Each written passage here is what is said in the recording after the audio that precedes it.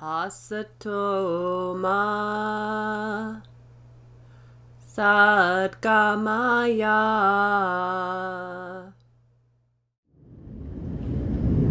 Let's begin by going inward. So closing the eyes, taking a breath, and then stating softly to ourselves,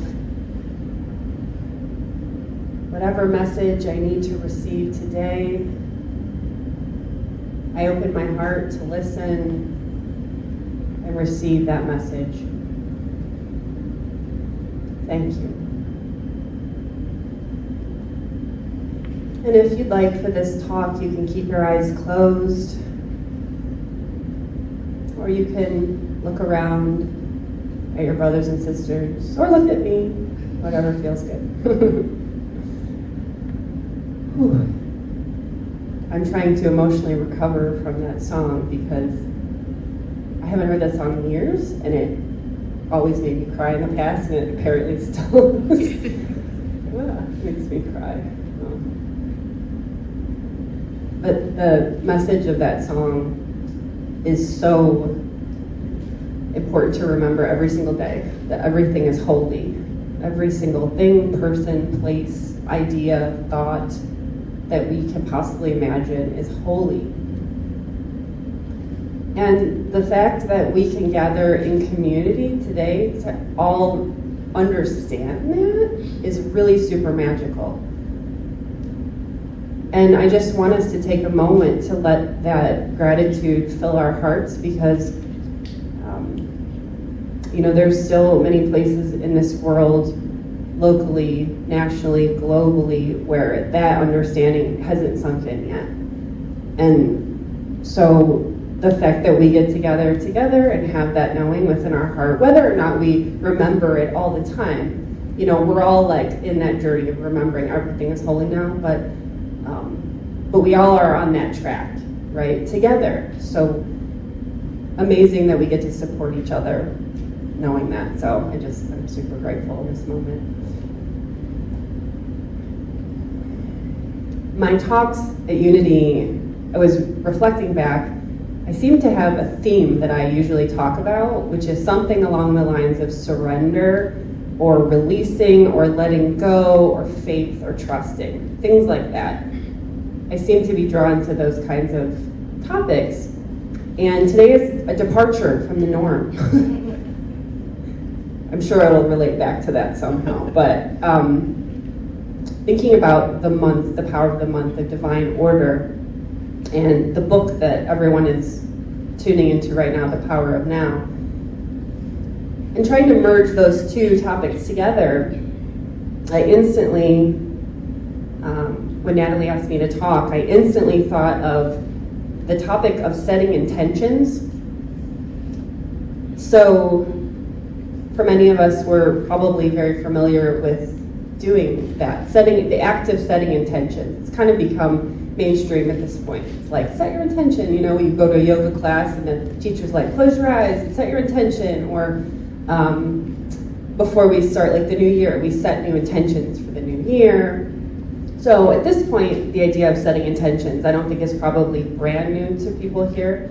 But I think that there's a way that we can talk about setting intentions that perhaps goes a little bit deeper, and I'm hoping Spirit will say those words through me. So how do we set intentions in the most powerful and magnificent way? Well, we begin with the power of now. We set our intentions in this present moment. There's no other time that we can set intentions except for in the moment that we set them. And that seems like maybe an obvious thing to say, but I think that some of us, perhaps, especially when we start going deep into understanding, like Eckhart Tolle shares in his book, The Power of Now, and he addresses this in the book. I've read that book I've kind of lost track at this point, at least 5 times, maybe 10, I don't know. But he does address it in his book of sometimes we can start to demonize the future or the past because we're so like, I'm going to be in the now. I'm going to be in the now all the time. It's just about the now, which is it's great to bring our center of gravity back into the now for sure, but we can also utilize the future and the past in our healing and awakening journey as well. And so we can center ourselves in the now, take a breath, be present with our body, our emotions, whatever's happening in our life right now. We can be like, I'm here. And I want to set clear and powerful intention for the future. And there's nothing wrong with that. Sometimes we might even feel weird about planning sometimes. We're like, oh, I should just be in the now. I shouldn't think too much about the future, right? I've definitely fallen into that a number of times in my journey. Kind of like swinging in the opposite direction. I'm just going to be fully spontaneous, and I'm just going to float around, and I'm just going to appear in places where I'm supposed to, and kind of taking it to the extreme of being in the now, but not thinking enough about what I want my life to become. So, conversely, some people on the spiritual path spend way too much time thinking about the future and spending way too much time planning and trying to get there and all that. So it's like finding a delicate balance, being in the present moment, enjoying things as they are, accepting this is how it is now, being light and carefree in the present moment, great. And sometimes in life, we need to set clear intention for some kind of change or transformation. Because if we don't set our sails in a particular direction, we might just end up blowing around in the wind kind of aimlessly. So a good friend of mine always used to say that. He used to say, Anya, just set your sails in a direction and just go that way. And if it takes you 10 years or 10 days, it doesn't matter. Just go in that direction and eventually you'll get there. I thought that was great advice. So, how do we change? How do we transform? How do we heal? We set intentions. In the now. We look ahead to the future and we say, what is the most powerful vision for what my life in this lifetime could be? What is, and this is where it can get hard because sometimes we don't even dare to dream the biggest dream. And I speak from personal experience. There's been many times in my life, based upon the traumas of my past, that I couldn't even conceive of the biggest vision of my life. Other people would say, wow, you're going to do this, and I can't wait to see you do that. And I'd be like, what are you even talking about? I'm not going to do those things. They could vision it for me. They could see my potential, but I couldn't yet. So part of this setting intentions in the now is being asking ourselves, am I dreaming the biggest dream yet? And it doesn't mean a dream of fame or being a billionaire or something super dramatic. It just means, what is my soul ready to evolve into in this incarnation? So everyone's going to have a different goal, purpose, mission, multiple missions and purposes for all of us, actually. We don't just have one purpose or one mission. It's a whole cornucopia of things. But the question to ask ourselves in the present moment, and you can even ask yourself right now, am I dreaming the biggest dreams? If the answer is no, that's okay. Let's just acknowledge that. And then ask ourselves, what internal work needs to be done so that I can dream that dream?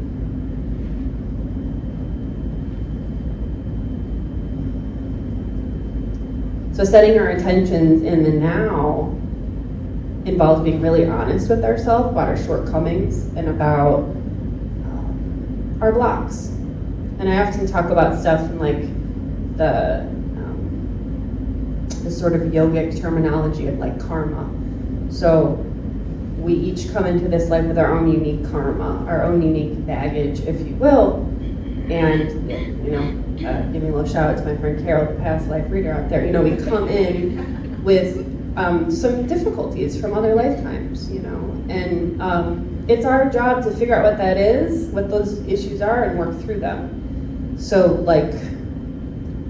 for me, I started to, a number of years ago, come into an understanding of some addictions to certain substances that I had in other lifetimes that I've carried into this lifetime, which actually helped me work with alcoholics. Alcohol is not my personal karma, but people coming to me for healing sessions and looking into their past life journey and being like, oh, this isn't new. Like this is a thing you've struggled with. So sometimes our addictions are so powerful and strong, and we say to ourselves, why is it so strong? Well, it's been a long time that you dealt with this. So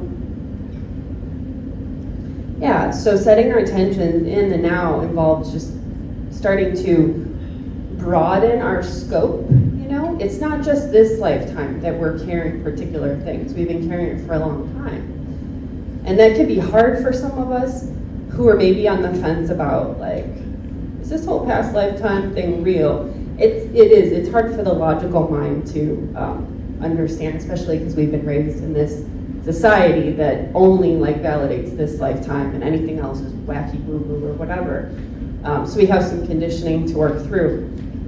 Not to mention, in many other religions, it's condemned, the idea of other lifetimes. So we have some stuff to move through, but it's so liberating when, for example, we look at, in the Gnostic Gospels, we look at some of the things that Jesus and some of the disciples had said, and they're talking, now my mind is kind of drawing a blank on a specific quote, but I am remembering Jesus talking about oneness, and he's saying things like, in this lifetime, blah, blah, blah, blah, implying that there's other ones too, right?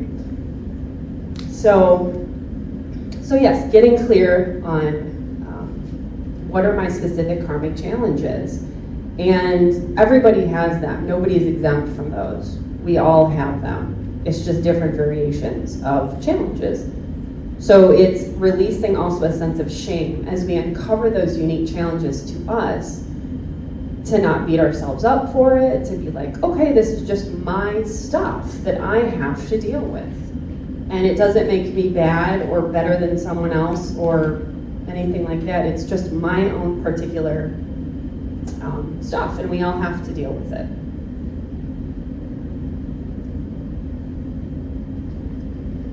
So also a powerful way to set intentions in the now is to bring a sense of joy and happiness and gratitude and heightened emotions into our clearly setting those intentions, setting our sails.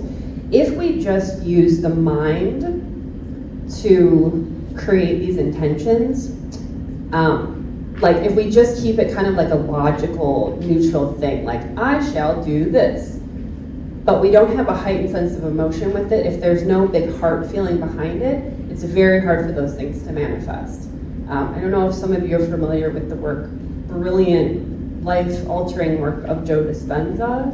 Yeah, I mean, his whole mission in life is to bring awareness to the fact that if we can combine a clear intention with an elevated emotion, that's how creation manifests. You can't have one without the other. To have manifestation, you have to have both. And he's been teaching me so much about that lately. So when we set intentions in the now, we get clear on what we want for our life, what direction we're going. In that moment, taking a moment to cultivate a good heart feeling. So that could be simply just thinking of things we're grateful for in that moment, just to generate that high heart emotion. So just thinking like, wow, my life is so beautiful, listing all the things we're grateful for. That could be a strategy. We can also just do breath work. We can breathe into the heart. That will absolutely quickly raise our emotional sense of being. We can do exercise, we can move our body, we can dance, we can walk out in nature. There's so many things we can do, but the idea is to raise that emotional frequency so that we combine it with the mind thought of, I want this, I want to go in this direction. Combine those two together, boom, that's when manifestation occurs. And then there's another piece to the puzzle, which really came in strongly this morning. As I was preparing to come here, it hit me like really strongly of self-love in the process of setting our intentions.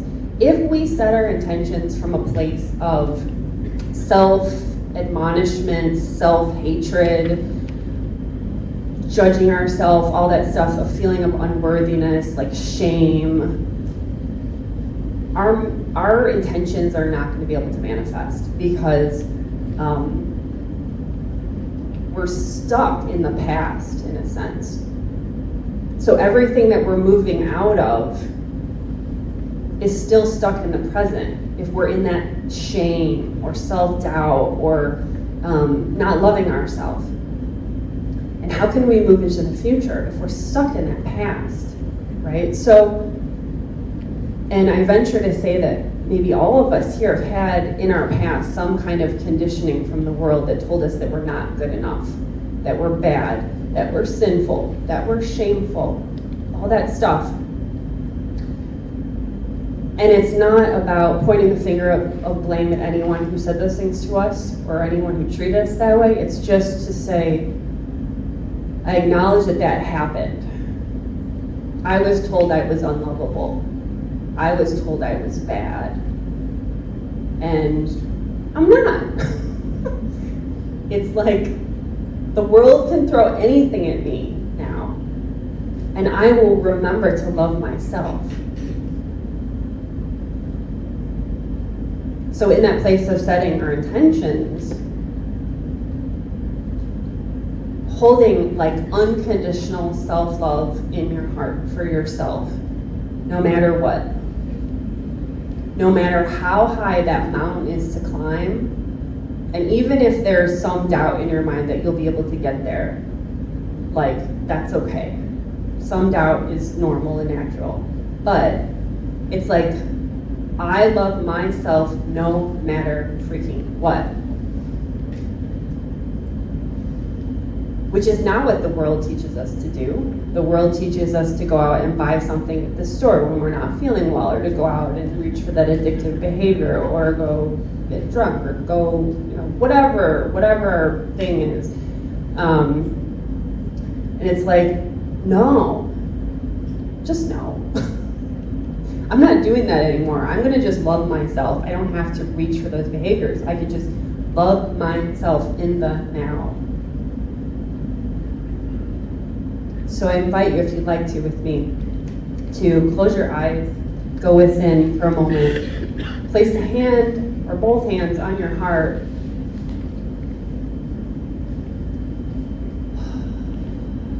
Just feel the warmth of your hand. And whisper to yourself, in this now moment, I love you. Speaking to yourself, I love you. No matter what.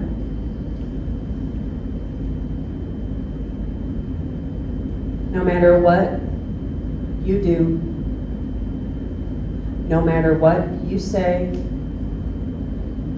No matter what you think. And even if you forget this intention that you're setting right now, that's okay. Because I love you forever and ever.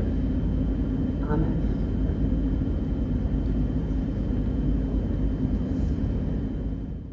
Tamasoma